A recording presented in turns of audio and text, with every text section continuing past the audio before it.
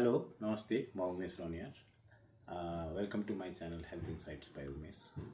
आज हामी कुरा गर्दैछौँ नेपाल एउटा कुरोमा नम्बर 1 वर्ल्डमा आएको छ। फेरि एउटा अर्को थप भनौँ, पहिला त हाम्रो अरू छँदैछ, सगरमाथा छँदैछ।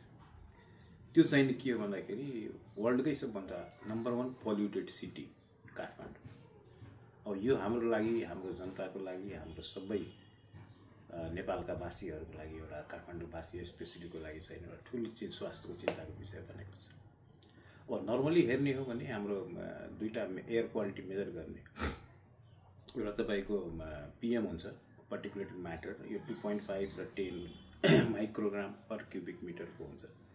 र डेन्जरस भनेको त्यो सानो PM 2.5 को हुन्छ।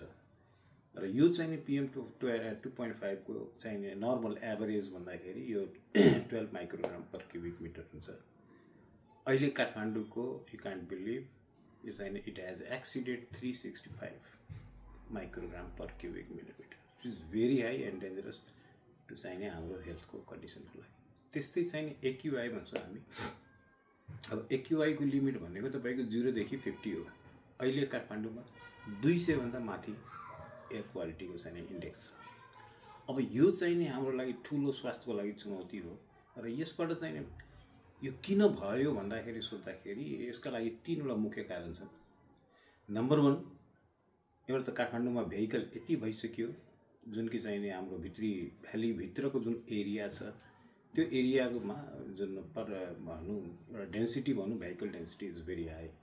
र त्यो भन्दा पनि त्यसको जुन इमिसन छ, पल्युसन जुन छ, उसले फाल्ने जहरिलो एउटा धुवाँ छ त्यो चाहिँ नि यो पल्युसनको नम्बर 1 कारण बनेको छ। नम्बर 2 मा भन्दाखेरि यो डढेलो पेरिफेरीमा जस्तो पर्सा वाइल्ड लाइफमा पनि अहिले त्यहाँ पनि डढेलो चल्दैछ। त्यसको चाहिँ नि असर चाहिँ नि यहाँ आइरहेछ। र थर्ड भनेको तपाईँको यो काठमाडौँको जियोग्राफिकल जुन कन्डिसन छ, यो भ्याली यस्तो छ कि यसमा वन्स चाहिँ नि तपाईँको पार्टिकल्सहरू इन्ट्री गरिसकेपछि इट गट्स लाइक मतलब प्रेसिपिटेड भइहाल्छ, यहीँ बस्छ, बाहिर निस्किन पाउँदैन। सो त्यो 3वटा कारणले गर्दाखेरि काठमाडौँको पल्युसन बढेको छ।